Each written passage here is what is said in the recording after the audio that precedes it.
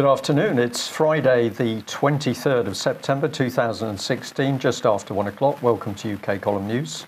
I'm your host, Brian Gerrish, with me in the studio, Mike Robinson, and we will be joined by live video Skype link by David Scott with Northern Exposure. Reports on the weather are pretty good across most of UK. People talking about delightful autumn sunshine, so that's got to be good. And we also understand it's sunny on the German border. Now, we think that's the Dutch-German border, but we're not too sure. But there we are. Good news. Yes. Well, we're going to begin with the Doherty case because joining us is David Scott. David, we're going to start off with a gentleman called Fred McBride. Give us a bit of background about why Fred McBride is important. Fred McBride is the head of TISA. Now, TISA is the Republic of Ireland child protection, child agency that deals with families and children, and allegedly is the state's means of protecting them. Now, the first head of TISA is a very new organisation. The first head of TISA was, strangely enough, Scottish. His name was Gordon Jays. He came originally from Stirling Council, and oddly enough, he was in fact head of education during the time of the Dunblane massacre. He then went to Cambridgeshire Council and had a very controversial career down there as well, with the numbers of children being taken into care being one of the areas of interest and concern. And he then went across to set up the new TISA organisation. And because it was a new organisation, he coined a term. This is year zero for TISA. Now, this was obviously a term coined by the Khmer Rouge. It seemed an odd choice. But after one term, he resigned and his deputy took over. And his deputy is a man called Fred McBride, who, by another strange coincidence, is also Scottish. And by an even stranger coincidence, came from, of all places, Aberdeen Council. This is Aberdeen City Council, the neighbouring council to the one that has been dealing with the Dohertys. Right, so Theo, just put that back up again a second. This is his LinkedIn page here, and it shows that he clearly hasn't updated it in a while, but it shows that he was Director of Social Care and Wellbeing at Aberdeen City Council. And just to demonstrate that he has now moved to TISA, this is the TISA website, and we can see that Fred McBride is Chief Executive.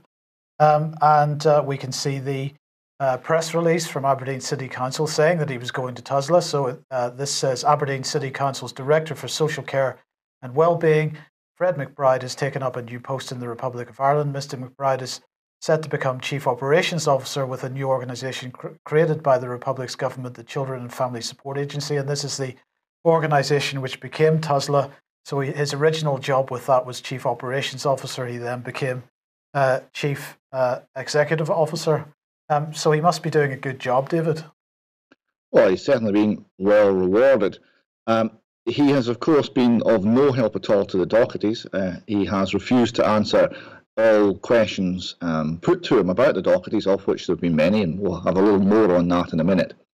And his background is actually really, again, very controversial, because before he was head of social services in Aberdeen, he had fulfilled the same job in a different city, that is Dundee, just down the coast. And when he was in Dundee, and in fact immediately before his move to £107,000 a year post in Aberdeen, he was embroiled in a very controversial and very tragic event where a 23-month toddler, little boy called Brandon Muir, was murdered. And there was a lot of controversy at the time about this, because the little boy was murdered by a violent thug who was the mother's boyfriend, and had no direct relationship to the little boy. But the violent individual was known to social services and was in fact banned from seeing his own children without supervision due to his tendency to be violent to them and to his former partner. Despite this, he was allowed full access to this to a new family, and within weeks this ended in death. To make matters worse, the grandmother of the small boy actually spotted the problem, realised this man was violent, tried to raise the alarm, and of course got nowhere. Well, this article, if we just put it back up again, says, this confused me a little bit, because this says, watchdogs yesterday savaged the social work department that failed to save tragic Brandon Muir. But then we also have a Guardian article here, which is saying that the killing of the toddler by his mother's drug-addicted boyfriend could not have been foreseen. An inquiry into Child Protection Services revealed today. So, which is it? Well, this is a question, because the inquiry was set up by Fred McBride just before he left Dundee. He set up an inquiry into his own department, but it was an independent inquiry. You understand, Mike? It was completely independent, and the fact that he wrote the terms of reference wouldn't have affected it in any way. He then went to Aberdeen, and the inquiry reported, and very surprisingly exonerated him, and there we go. But there remains a great deal of concern and criticism from family members and from people who have been directly affected by this, that the social services in Dundee feel quite badly in this case. Can I just add to that, if I may, David? That one of the key things about the power of social services is, even within a particular local authority, social services operates as a walled city. So if you are a democratically elected councillor and you have concerns about what's happening with children, or even what's happening with social services within your own council, you will find it particularly difficult to ask any questions or to get those questions answered. And even councillors who have a specific responsibility for childcare have reported to us that they have been excluded, banned by the council from asking questions of those social services officers, and usually quasi-legal language is used. So data protection is often part of that. Oh, we can't name the child, we can't discuss this because it's part of an ongoing case. So we have the very, very dangerous situation where officers of a council can now act and do entirely as they wish, which is exactly what Mr. Tradewell from Staffordshire from Staffordshire County Council legal team said, that councils have the power to do anything. So this is a key point, that individuals inside the council are not even accountable to their own democratically elected councillors. This has got to be extremely dangerous. There's no democratic control, there's no openness. There is increasingly a change in approach as well, because we're seeing the traditional social work approach was quite modest. It realised the difficulties of going into a family and making the right decision. It only did it very reluctantly. It was only in extreme circumstances, and it had a fairly modest approach about what their wisdom was able to achieve. Now, in contrast, you have the Scottish approach currently, which is every aspect of every family is of interest and would benefit from professional help and guidance. And somehow we are professionalising the entire family structure in the nation.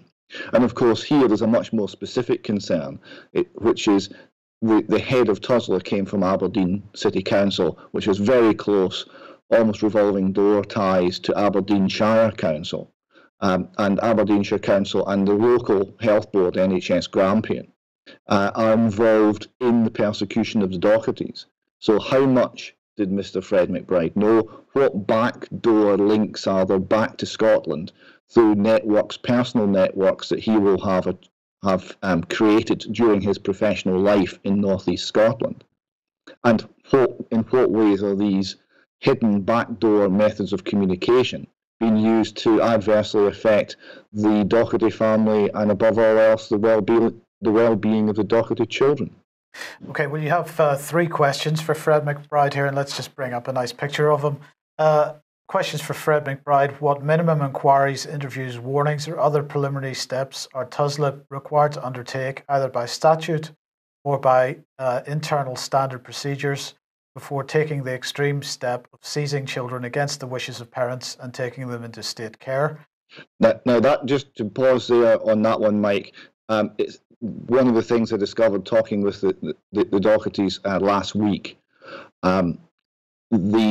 There are requirements. We need to find out more about exactly what they are, but they were not followed. And when this was pointed out by a barrister that they had managed to hire for a short period during this story, a fraudulent report was placed in the file.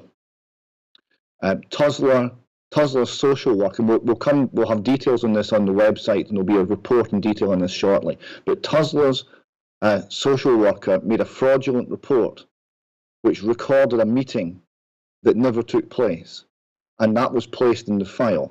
But subsequently, when the case came to court, TUSLA's social worker decided not to perjure herself. So in court, she stated the very opposite, that this meeting hadn't taken place. So TUSLA have huge questions to answer. Now, they won't answer any questions, they won't respond to us on individual cases, because the excuse is we don't comment on individual cases. So let's ask them the questions about what the procedures should be, and we can then compare that to what actually happened. Okay, and the second question you have here is, when children are in care, what information regarding their education, health and well-being should be communicated to the parents? And the third question is, when families are separated by the state, TUSLA action, what procedures are in place to effect restoration of the family unit? So let us compare all of the answers to this to what is actually happening to the Doherty family. Yes. Now, in the meantime, Scottish-Irish relations seem to be getting stronger. Tell us about the new Scottish hub. Well, it might have passed you by, but we have in the British Embassy a particular little bit, which is in fact a Scottish embassy within the British Embassy. It's called the Scottish Hub. It's operating in Dublin, and it's an example of the increasing international ambitions of Nicola Sturgeon's nationalist government, and the increasingly close ties between Nicola Sturgeon and Enda Kenny, two people obviously very intrinsically linked with the Dohertys, because they're the people who have been asked for help and have rejected any involvement in this case. And in the wake of Brexit, then, we're seeing closer ties as well? So it would seem, yes. There seems to be a common cause being established between the Holyrood government and the Dublin government. Two very similar organisations, and we'll see later in the show today, two countries with very similar problems relating to corruption and the failure of the rule of law. Okay, now tell us about the Brain case and how this applies. Well, you understand that there's a lot of people been writing to Nicola Sturgeon. We've been in touch with Nicola Sturgeon's press office and right up to the person heading the press office. And the line is, Nicola does not get involved in individual cases. She does not intervene. Well, here's a case of Nicola intervening, and in this case successfully, because this family, who are not Scottish but had emigrated to Scotland, found themselves in a visa dispute problem with the Home Office, who, to be honest, the Home Office seemed to have actually been extremely lenient with them, and with Nicola backing them every way and having lots of photo opportunities and being a personal advocate for their case, they have now been allowed to stay in Scotland. Okay, but this isn't the only case, because this is a nurse who has won a fight for a particular cancer drug which wasn't available on the National Health Service after Nicola Sturgeon intervened in this case as well. Yes. Now the line here, right? You got to toe the line, Mike. The line here is, although Nicola Sturgeon's office contacted the health board and specifically put the case for this particular person to have this particular drug, which is not on the NHS standard list, that is not intervening in the case. Right. That is simply making sure that the correct procedures are followed. That's not intervening because she doesn't intervene. Do you see the line? But hold on a second. I can't see the line anymore. Yeah, but surely if she was to merely make sure that the correct procedures had been followed in the Doherty case, the Dohertys would be in a lot better situation than they are at the moment. Enormously so. They would have legal aid for a start. If the correct procedures, they would have their children back for a start. If the correct procedures had been followed in the Doherty case, it would transform the Doherty case. In fact, there would be no Doherty case. So Nippy has some questions to answer here because she's clearly willing to intervene in some capacity in other cases, but not this one, it seems.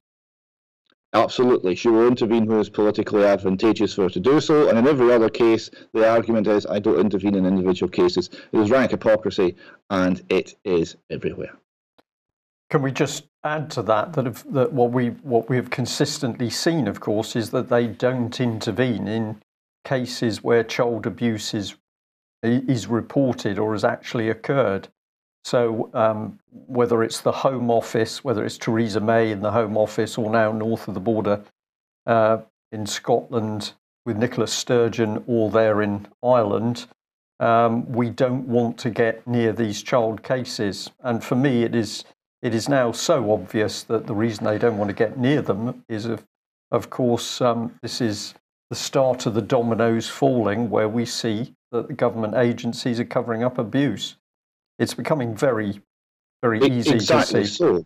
Exactly so, because all it takes is one case. All it takes is one computer, the right computer, to be seized, and the address book and correspondence from that computer to be properly utilised to further an investigation. And high-level paedophilia in this country would be in serious, serious trouble. Okay, well, we'll move on in a second, but just before we do, I'll mention that if you're not quite familiar with the Doherty case and the background of what we've been discussing, get onto the UK Column website. On the front page at the top right-hand corner, there's a link to the Doherty files section of the website. Now, named person, and I think what we want to discuss here, David, is less about the named person scheme itself and more about the constitutional aspects of this potentially. That's right. Just briefly on the named person, the photograph you're seeing there is a still taken at an event in Glasgow, which was last night, and it was part of the Battle of Ideas, and it was Claire Fox of the Institute of Ideas who was chairing a debate. Now, the interesting thing I got from that was the view I was discovering from outside Scotland. The named person scheme, because it's so obviously totalitarian, has been getting enormous play in London and all around the world. And in many regards, what people know about the Scottish administration, the current Scottish government, the SNP administration, has been hugely coloured by what they found out about the named person. So it's just interesting to note that it's while they're still peddling the line in Scotland that we're just going to tweak the legislation, there's nothing to see here, it's only religious nutters and libertarian nutters that oppose this. In the worldwide standing is in fact plummeting due to the attempt to bring this totalitarian legislation into place in Scotland. Okay, and the other thing that was on that graphic there is the Education and Skills Committee. And tell us what was going on here. Now, this was a committee of the Scottish Parliament, and they were questioning John Swinney, the Education Secretary, about the recent, they've halted named person. They're going to have to bring more primary legislation. They're going to have to try and make it comply with ECH. The European Convention on Human Rights, item 8, the right to a private family life. So there was an exchange there, quite a long exchange, and there was several aspects of it which were really quite striking. And I would encourage people with an interest in this to actually look that document out. But there's one in particular I want to highlight. This is from a chap called Ross Thompson, who is a Conservative MSP. He asked, will you invite professionals such as Maggie Mellon, who's a social worker as part of the No to Name Person campaign, the Scottish Parent Teacher Council, and even people from the No to Name Person campaign to be part of the forthcoming engagement process Will you attend any sessions with parents and practitioners to hear the concerns? So John Swinney has announced a huge consultation where he's going to come and listen to the concerns of the people of Scotland. Right? So Swinney responds, yes, I will attend events personally, as will the Minister for Childcare and Early Years, who we've never seen. On Saturday, I will meet with the National Parent Forum of Scotland, and on he goes. But he then says, on the point about other organisations, I will engage as widely as I can. I'm not making a disrespectful point here, but the fact is that the No to Name Person campaign does not want to have a name person policy.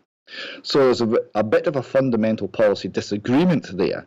I'm happy to engage with people who will accept the principled arguments that I have set out to Parliament last week about why we've gone down this route. I'm happy to engage with people who will respect the democratic will of Parliament. We should not forget that Parliament is legislated for this.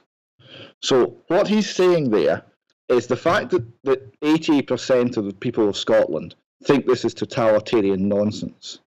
He won't talk to those people. He won't listen to those people. He won't engage with those people unless they first accept that Parliament has spoken and Parliament is sovereign, and we must accept the principled arguments, in his own words, what he views as his principled arguments in favour of named person.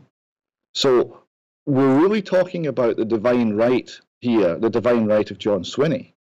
And we're talking about a situation which is actually constitutionally quite false, and that in Scotland the people are sovereign, and if we view a law as ridiculous and completely beyond the nature of our society and something we shouldn't follow, it is not law, and Parliament can't change that. He's swapping that round.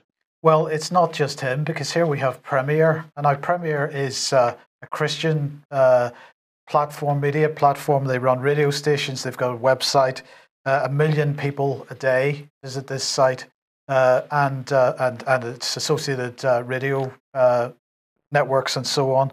And this article written by Martin Eden, who describes himself as Premier's resident political editor.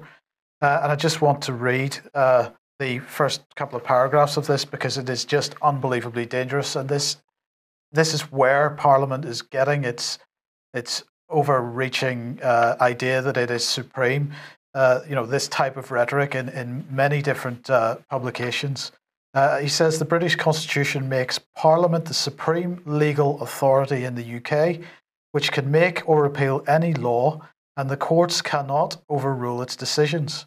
Membership of the European Union undermined this principle, and one of the core objectives of the Brexit campaign was to restore parliamentary sovereignty. And then he goes on to describe the three parts of government and so on. And this article is called How Much Does Parliament Really Matter? Now, it doesn't really answer that question, but the constitutional mistakes in that first couple of sentences are so extreme as to be laughable. But this is the type of commentary which is put out in the mainstream media time and time and time again. As you rightly said, David, we do not have a divine right of kings. We do not have a divine right of Parliament. But what we do have actually is a constitution where, for example, courts, or rather juries operating within lawfully constituted courts, can absolutely overrule the will of Parliament through annulment by jury. Juries are not told that they have this power, but what it demonstrates is Parliament is not sovereign. Parliament has never been sovereign, and in fact Parliament only gets its authority to act from Magna Carta and other constitutional documents. So this is a dangerous rhetoric which is spreading through this country, and it needs to be countered. Right, and it's particularly egregious in Scotland because we have Lord Hope on the record as saying that the mere concept of parliamentary sovereignty has no place in Scots law. It's completely unknown. So this is something that has been introduced into Westminster and British thought, and is now being borrowed by John Swinney in order to shore up his position and remove power from the Scottish people. Yes, indeed, right. Okay, I believe this is a bit of light relief. this article from the Irish Independent here. It's entitled "Helping Us with Our Inquiries," and it says Enda Kenny has finally caved into pressure from the opposition and has announced not one but 2 state inquiries into Enda Kenny. The Taoiseach has apparently told colleagues he wants to get to the bottom of himself once and for all. So, what is going on here? This is really quite wonderful. It goes on here. So Mr. Kenny's critics and Fine Gael are furious about this latest move, saying it is just an effort by Mr. Kenny to kick himself down the road for another year or two. He's effectively avoided yet another contentious issue, that of himself, by kicking himself into an inquiry. When asked to comment on this, the Taoiseach said that he was unable to talk about himself at the moment because the issue of himself is now the subject of an inquiry and he didn't want to prejudice the findings. It's a wonderful article and it just shows exactly the nature of the inquiry-bound legislature and the fact that we're getting excuses instead of justice from our wise overlords. Yeah, okay, well, staying with Ireland here, the Gardaí who whistleblew, this is from a blog in Ireland. It says Garda who whistleblow on corruption, sexual assaults involving senior Garda and the Justice Department are being intimidated, harassed, bullied, falsely arrested, falsely accused of trumped-up charges by high-ranking officers so as to ruin their reputation and make people believe they're criminals when in fact it's the high-ranking officers that are corrupt. Hundreds of Gardaí are suffering appalling intimidation at the hands of these high-ranking political appointed bullies. These whistleblowers are being forced to retire, resign, take a care break, etc. Senior Garda get NBCI to investigate and stitch up the members who are whistleblowing so as to drive them over the edge and drop the complaints of corruption. This is becoming an increasingly an issue which is getting increasing coverage through the alternative media. Now, this is an excellent blog, and what it was a summary of cases, and it then followed on with links, and there was pages of them. I haven't been through them all yet, not even close. There was pages upon pages of links to articles detailing how whistleblowing Garda have been attacked in this way by their own organisation, by the state. So we're seeing here the remaining kernel of right thinking and well-doing that remains within for organisations like the Garda, like Police Scotland, is being ruthlessly ground down by the state who just want to cover up wrongdoing. Yes, right. Now you want to launch a new investigation, David. Investigation exposing how the Highland Council really treats Highlanders. And what you're saying is here, the Highland Council has held up as an exemplar of the name person scheme and GERFEC, which is getting it right for every child, that underpins it. Bill Alexander, Director of Care and Learning at the Highland Council, is frequently on the mainstream media boasting of the success of these programmes and the happy outcomes for the children of the region. To all doubters, he proclaims, come to Highland, see how well it works. However, in recent weeks, Highland has come to us. We've been contacted by some of those served by Highland Council. They've told us a very different story. So what kind of stories have you been hearing? Well, it's all sorts, if you can imagine it, they're up to it. We're seeing a tendency for complaints to be viewed as almost like matters of aggression. You're getting fake legal action presented. We're seeing people excluded from buildings. We're seeing people, if they complain about some aspect of the council policy, they are rounded on by the whole council organisation. They have a whole heap of trouble coming their way. We're seeing wrongdoing in the council being immediately defended and making sure that nothing leaks out. So we're seeing it operating for the interests of the Highland Council and not in the interests of parents, families, people using the services. If you request a service and there aren't resources, then there's trouble ahead there. We're seeing all sorts of indications of impropriety of various sorts, and we're getting quite a lot of information coming in now. The stories, we'll assemble these and present them properly in weeks and months to come, but the stories we're seeing are stunning, and what I would like to do is encourage other people who have a story to tell about how the Highland Council has affected their families to get in touch let us know, and we'll gather the information. It can be kept anonymous, but we'll assemble the full picture, the big picture about how Highland Council is actually treating its people. Okay, well, here's the contact details if people want to get in touch. If you're in Highland and you have a story, contact David and the Northern Exposure team at northern_exposure@hushmail.com. That's northern_exposure@hushmail.com. And yes. But just to add a bit, David, of course, what we're talking about is a change in management style and attitude by these local authorities. And what many people are reporting from across the country is that overwhelmingly you get a very aggressive bullying style of management within these local authority units. And a particularly common theme is that council employees will lie. They will lie to defend themselves. They will lie to cover up for colleagues. They will lie to protect the wider agenda that the council is using. So it does appear that something is causing the attitude of people to change in these organisations.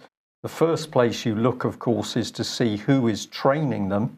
And we have certainly received some really excellent material from north of the border about the immense power of the political charity Common Purpose, which people speaking to us say from their own research, nothing to do with the UK column or CP Exposed, their own research, they are saying that this charity is now utterly controlling the public sector north of the border. And with it comes this very callous, vicious political ideology whereby the public is really a nuisance for the operation of the council itself. I don't know whether you'd comment on that at all. We're certainly seeing that sort of pattern, and also we're seeing organizational and structural changes that mean that individuals are faced with a range of professionals all taking the council view, and the individuals are isolated and attacked. We had procedures formally in place that either brought in laymen into the process or opened the process up to some form of scrutiny and democratic control.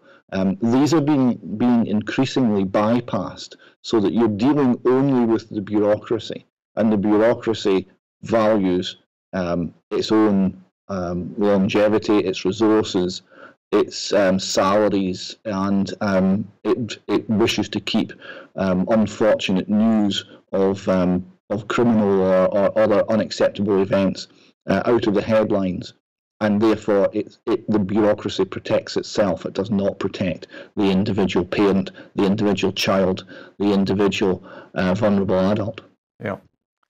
Okay, well, just before we move on to more global issues, you've organised a meeting next Wednesday. Yes, we're meeting up at the Riverside in Dunblane. So it's 7 till 9, although we'll likely be there a little bit before that. Now the Riverside is a very nice little inn, and it's within it's 50 yards from Dunblane railway station. So anybody coming by train, it's very easy access, and it's also relatively central in Scotland. And hopefully many people will come along and join us there. And I understand, Mike, both you and Brian are going to be there, so thank you very much for that. Okay. It's a pleasure. We look forward to a wee drammy.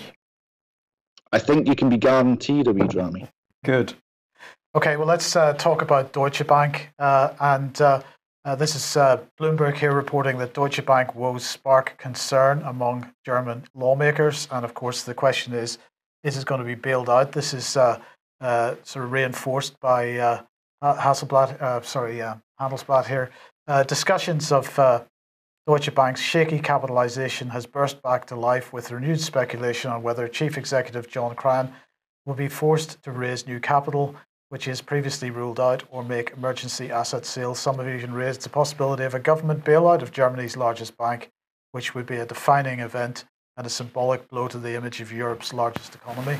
It might be more than a symbolic blow to the entire financial system. David, what are your views on whether Deutsche Bank should be bailed out in the event that it gets to the point of collapse? In my opinion, it's well past that point, but to the point where it's recognised as being ready for collapse? Well, my view is that we don't bail out any of these people. Capitalism's about profit and loss, and if you bail out the losers, there is no end to how much it's going to cost the people. And all you do is ensure that there's forever more transfer from the people to the let's term the 1%, but to the people involved in high finance, because they no longer have the risk, they have all the benefits, and the risk's been transferred to the taxpayer. It's ridiculous. Will it be bailed out? Absolutely, because it's going to be another blackmail moment, which is we want 500 million, or pick a number, 500 billion, sorry, a trillion, pick a number, pick a large number of euros now, or we will collapse the world economic system.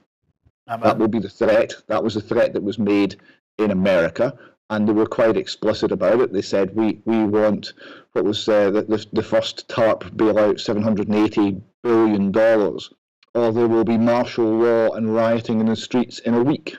That's what the politicians were told. The politicians buckled. Do you think Merkel's going to do any better? Yeah, but the question is, David, where are they going to get the money for this bailout? That's an excellent question. They're going to keep bailing out. They're going to keep printing money. The money has to be magicked out of thin air, because there's no real money. It's just going to be currency, credit, and that's going to continue until they destroy the currency. Okay, and moving on to a related subject, I suppose, and that is trade. And I was fascinated by this article in the Financial Times. The headline is "Free Trade versus Populism, the Fight for America's Economy." But in fact, they're discussing much broader issues here. They say there is no doubt that globalization is facing its biggest political test in decades. The UK's June vote to leave the EU and this prospect that this year's US presidential contest could see the election of an avowed protectionist have raised fears that the model has governed the global economy for more than 70 years is unraveling. So too is the growing opposition in the US and Europe to trade deals such as US President Barack Obama's TPP and the EU-US Transatlantic Trade and Investment Partnership. And then it goes on to say, but the globalists, as Mr. Trump dubs them, are fighting back. For all its failings, they argue, globalization has been good for the global economy, lifting 1 billion people out of poverty in the developing world and helping to increase living standards in rich economies. Is that a version of globalization that you recognize? Yes, it's the 19th century version of globalization. Okay, so is it one you recognize from the last 40 or 50 years? Well, it's partly true, because there has been big strides in reducing poverty in the third world. That's correct. And free trade, not that we have free trade. The lie is that we've got free trade. Free trade is the way to do that, because how do you solve poverty in Africa? You don't solve it by handouts. You don't solve it by putting the entire continent on welfare. You solve it by having a situation where Africans can trade with us, they can benefit in many ways, and we can have international division of labour, and we can all benefit from that. That's free trade. What TTIP is nothing of the sort. It's regulated trade. It's trade for the big corporations, by the big corporations, and it's to eliminate any form of opposition, national or otherwise, and it's to eliminate any form of competition to the big corporations. So it's not really an offer. The lie here is we're choosing between protectionism and free trade. Well, free trade is not really an offer. It's regulated trade, and that's only in the interest of those who control the regulators. Absolutely, and of course, on the back of the so-called Brexit vote, Britain has become the main protagonist for these trade deals. TPP and TTIP, as the FT have recognised, not the most popular, but in the meantime, Britain being recognised as the organisation or the country which is going to drive forward all kinds of similar trade deals right around the world. So this headline from City AM saying, far from finding it difficult to strike trade deals post-Brexit, the UK is in a prime position. Here's why. You can read that for yourselves. But But the key point is here that Britain has made it clear over many, many months that TTIP in particular is absolutely at the heart of their trade policy. And I have to say that anybody that thinks that the trade deals that are being envisaged by Theresa May at this point in time are structurally any different from TTIP aren't living on the same planet, because this is the policy that they want to roll out. It's dangerous, isn't it? It's dangerous. What it does is it erodes national sovereignty. It erodes the ability of a people to resist terrorism of a financial type coming in from abroad. It means that there's going to be a lot of people who will find themselves impoverished and essentially beggars in their own land, and there will be a backlash to that. It is very dangerous. And the option, which is free trade, which is beneficial, which is mutually beneficial, is not being tried because that requires government to get out of the way. Indeed. Okay, well, we'll switch subjects to overseas and come straight in with Syria. We picked up on this Daily Mail article, which we just had to focus on because the extent of the propaganda is just astonishing. So here's the headline: the annihilation of Aleppo. Assad launches fresh offensive and sends warplanes to pound rebel positions, killing 45 as the ceasefire lies in tatters. So the implication is that really the failure of the ceasefire has come from actions by Assad. But actually we were really interested in other language, because here it is, rebel positions. And what we find as we go through this article is that the journalist concerned, who's this gentleman here, Julian Robinson, he only deals in terms of rebels. So there's no nasty terrorists operating in the suburbs of Aleppo or other Syrian cities. All of a sudden, the people fighting Assad are just rebels. They're sort of people who just don't like the government too much. And let's have a look at how it goes. So this was one sentence: resuming aid deliveries to rebel-held areas, starting a new operation against the rebel-held east. After warplanes pounded rebel positions, fighter jets targeted rebel-held areas, capturing the rebel-held half of Syria's largest city.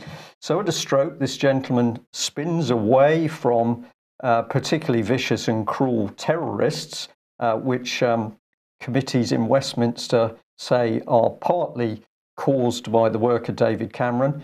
The only time we see terrorist is when the sentence has come from Syrian state media, announced the new offensive and quoted the army's military headquarters in Aleppo is urging civilians in eastern parts of the city to avoid areas where terrorists were located.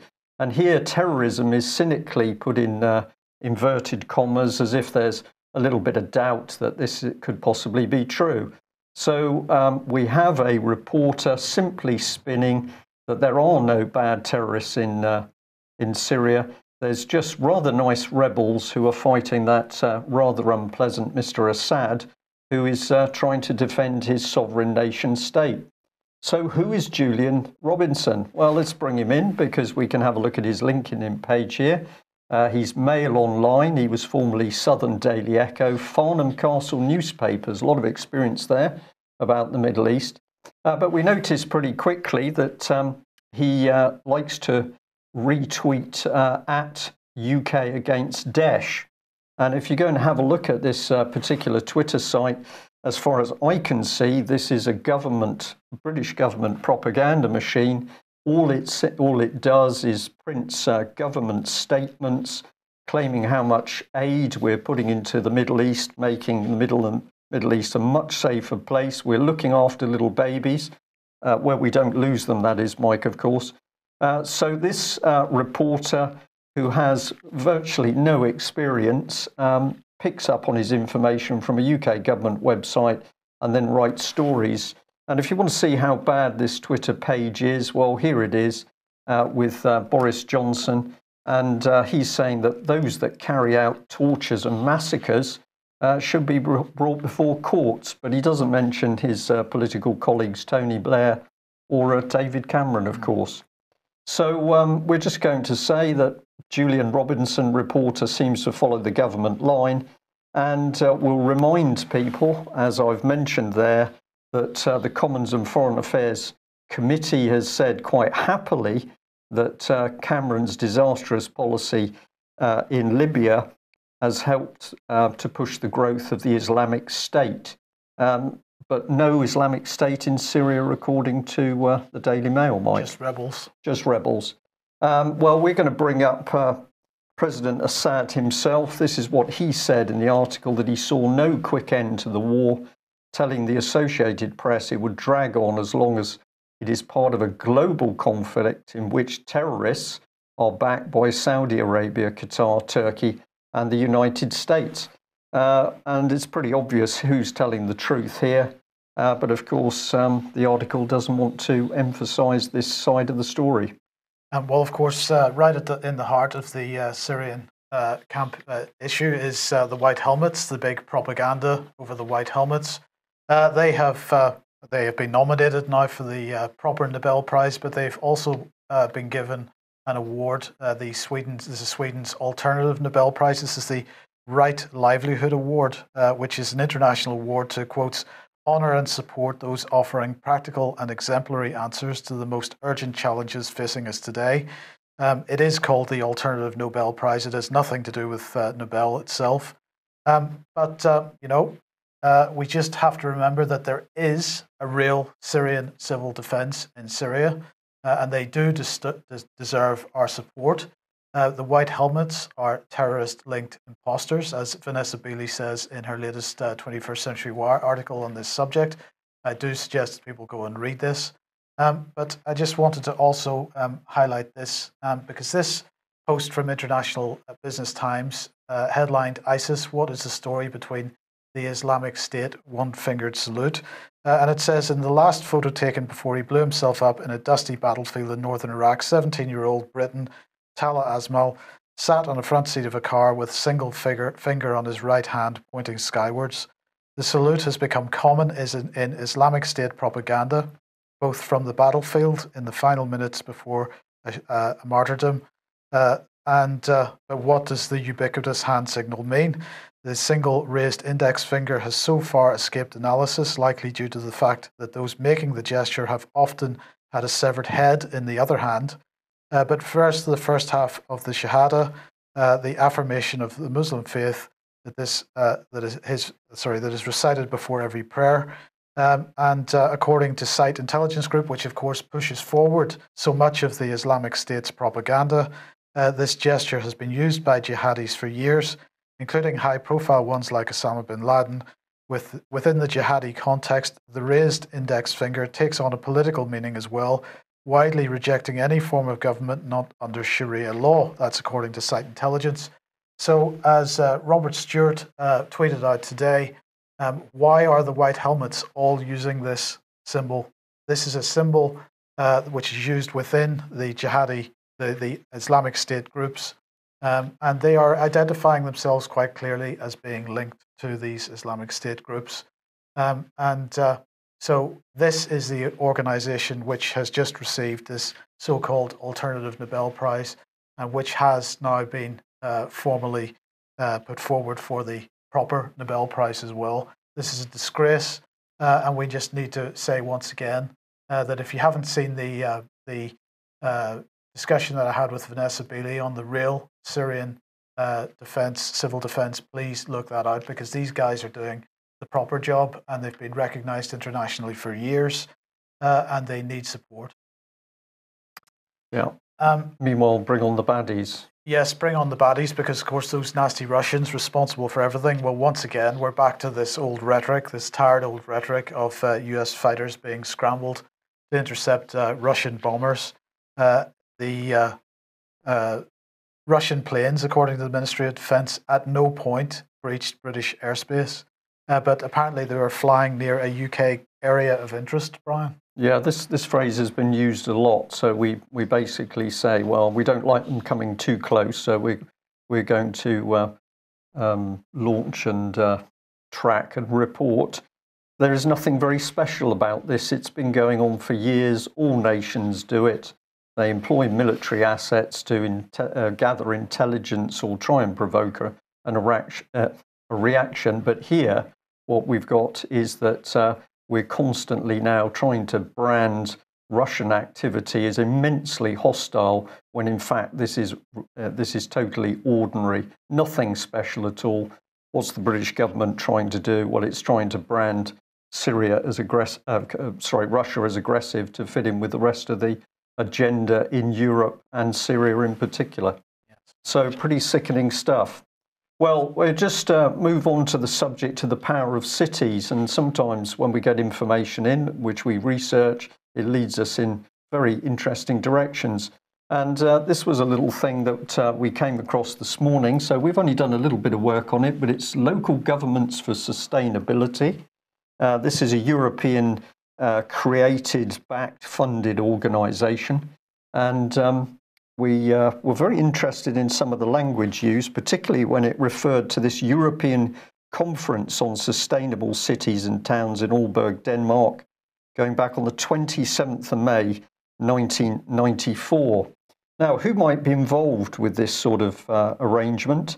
Well, we were quite keen to see Aberdeen City Council heading the list, but we got Birmingham, Bristol, Glasgow, and Woking Borough Council sneaking in there. And this is what it's about. Sustainability is a creative local balance-seeking process. We, cities and towns, recognise that sustainability is neither a vision nor an unchanging state, but a creative local balance-seeking process extending into all areas of decision-making. And so it goes on. But what we were interested in is this, the use of, well, cities have become people. We, cities and towns. So we're giving cities and towns an identity equivalent to a living human being. And if we come through to this one, it gets more interesting. So we've got local self-governance as a precondition. And we've noted this little paragraph here. The extent to which cities and towns are able to rise to this challenge depends upon their being given rights to local self-governance according to the principle of subsidiarity. It is essential that sufficient powers are left at the local level and that local authorities are given a solid financial base. This is the creation of EU fiefdoms. This is the city-state. This is what you've been talking about, Mike. But of course, what we're now seeing is a glimpse back into 1994. So we're 20 years ago, we can see, more than 20 years ago, we can see the power of European policy coming straight into UK.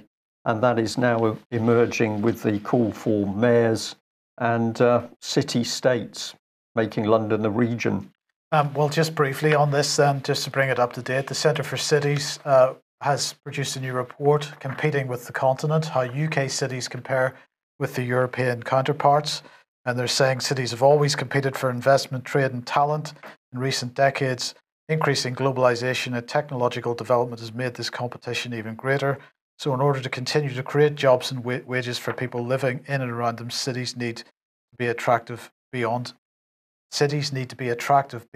national borders, right? And this is the key point, it's beyond national borders. So they produced a nice little graphic showing that London is significant as far as the UK economy is concerned, so they say. But they go on to say in the report, for the UK, the ability of cities to attract investment will determine the success of national economy as a whole, but little is understood about how UK cities measure up to their continental counterparts. This report seeks to address that by comparing the UK's 62 cities with 268 cities across 16 European countries, looking at a range of economic indicators, and they have a number of policy recommendations. UK cities need to compete in the knowledge economy. Low skills is a standout problem, and making the most of big cities. And really, the theme of this, once again, is to hide the sort of broader supranational agenda under what they call economic development. But they're absolutely pushing for cities to be the sort of level of governance rather than national nation-based government. Indeed, and I think that ties in really well with this change of style in management to local authorities because they already think they're governments and they can simply tell people what to do. It's certainly why they are now integrating police forces inside local authorities. David, just a brief final comment as we come towards the end of the news. As these powers move, what doesn't move or what is not replicated is any form of check or balance on the power. It's something we've seen in named person, and we see it all over. That's the protection for the individual against the power of the state that's been built into many of our existing constitutional arrangements is entirely lacking in these new bureaucratic alternatives. And although we're told it's all local, in fact, for the individual, what they've got is less freedom, less protection, less safety, and it's very worrying indeed. Absolutely. Indeed. Well, that brings us to the end of today's news. We'd like to say if anybody fancies doing any research, we're very interested in an organisation called Acorn, which is based in Bristol. It recently got people to help defend a particular person from being evicted. So they were fighting the bailiffs. But the organisation seems to have a little bit too much of the, what do we call it, the open society look about it. So if anybody fancies having a look, please do. We're interested to know more about these people and whether they're genuinely on side or whether something else is afoot. We'll also say that we understand, and it's good news, that friendly cells are multiplying in Holland. So we take that as very good news. And thank you for telling us that.